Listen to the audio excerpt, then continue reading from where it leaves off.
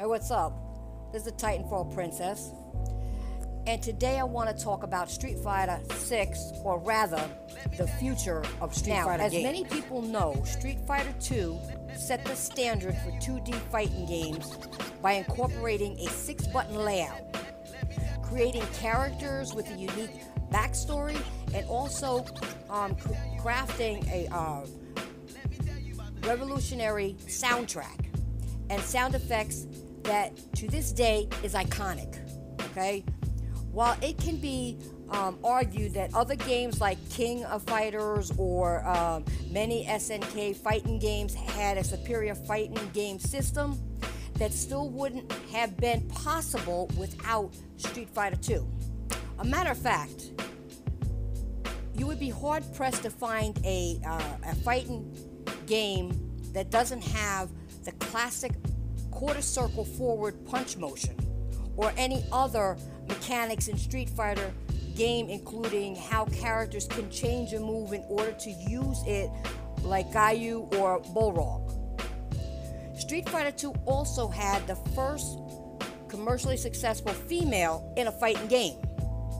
So, in all honesty, the game and the series broke ground where the majority of other fighting games could not.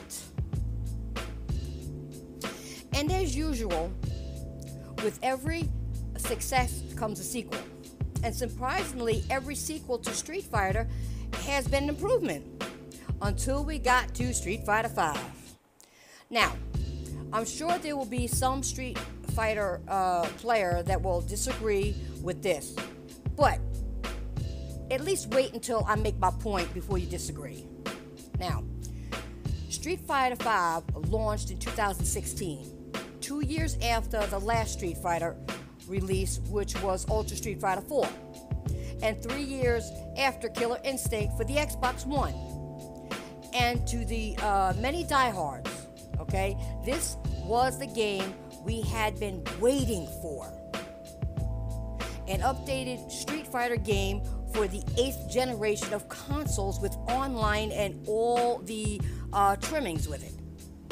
The problem was it launched bare bones and didn't include standard game modes at the bare minimum.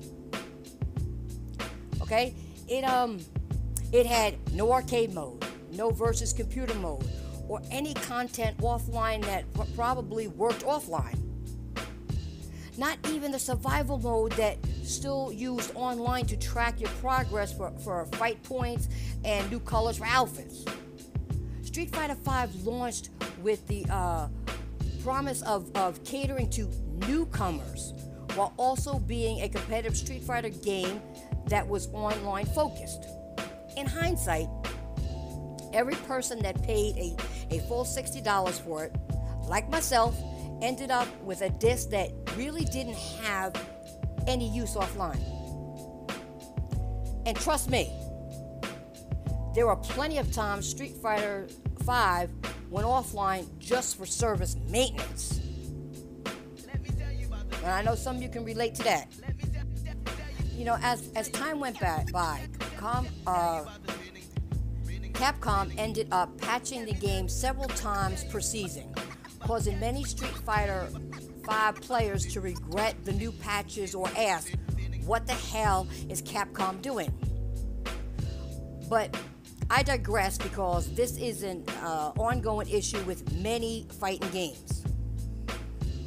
What wasn't an going on issue with other fighting games was patches for online. And to this day, Street Fighter V still hasn't fixed the netcode for this game. Tell me, how is it possible to search for a 3-bar connection but still have a laggy match? And that's the thing. Searching for good connections on Street Fighter V takes the longest, because let's face it, these days in the fighting game communities, okay, people complain about lag but still use Wi-Fi connections to play online.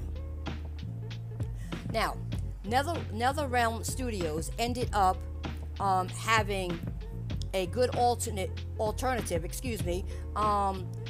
to this by actually showing you how other people are connected. something Capcom should have, at the very least, looked into. Okay? Then, other questionable decisions were made.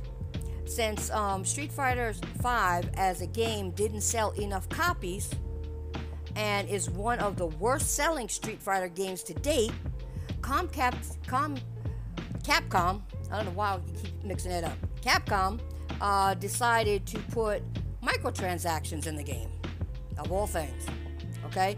And also cut down on the fight money that you earn in the game, just so it would, be much harder to get new colors or purchase a new character or characters, and it ended up working out for them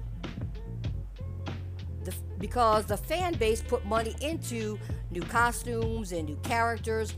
Even the stages were for sale in the game. Some stages were just variations of stages already in the game, like a daytime setting or a nighttime setting. Street Fighter V even charged money, okay, for Street Fighter II classic soundtracks. And get this, it wasn't even for the complete game tracks. It wasn't. Just a normal loop. All for about $4. Okay? $4. And you didn't even get the complete one. Okay? Decisions like this not only pissed me off, apparently pissed off some pro players too. Especially Mike Ross. From The Excellent Adventures of Gutex and Mike Ross. I'm sure you know who I'm talking about. Okay? It got so bad for Mike Ross and a situation with Capcom that Mike Ross wanted nothing else to do with Street Fighter V. And it was one of the contributing factors for him ultimately leaving the show, The Excellent Adventures of Gutek and Mike Ross. AFGC show that many of us tuned into for Street Fighter 4 content and other fighting games ended up, going down. You know what I'm saying? With that show now just being known as Cross Counter TV. It went down because of all this shit. Went down. Okay? And how could I blame Mike Ross for being disgusted with this game? Almost every former Evo champion in Street Fighter 4 ended up not being able to play the game at a high level. And I know, okay, times change. Don't get me wrong, I know times change. But skill doesn't, okay? It's no coincidence that people like Daigo, Umara, Justin Wong, I hope I'm saying his name right, Sako, okay? And Mike Ross ended up just being good, being good at the game, but not great at the game. It's not a coincidence, people, okay? And I said in the beginning of this video, Street Fighter V was aimed at the newcomers. And most of the fighting system in the game isn't really geared towards defensive mechanics. It's about offense and comeback mechanics so that everyone gets a chance to win no matter how new they are. Which means it don't take no skill. Okay? Anyway, this has been a problem for many fighting games this generation with in-game mechanics like auto combos or comebacks. The thing is, while most developers think it's a way to entice newcomers, it doesn't always work out. Kind of like Blade Strangers. Fighting games, at the bare minimum, is about skill, thinking, and fundamentals, okay? But that's best to say, but I'm going to save that for another topic, all right? But just think about what I said, okay? So, I recently saw some tweets about Street Fighter 6, and I thought, I want no part of this game until it provides itself, it proves itself as a game. Until Capcom, as a division, learns to take fighting games more serious, like they used to, okay? We don't need just another entry. We don't. We need the old Capcom that delivered us the classics. That's what we need.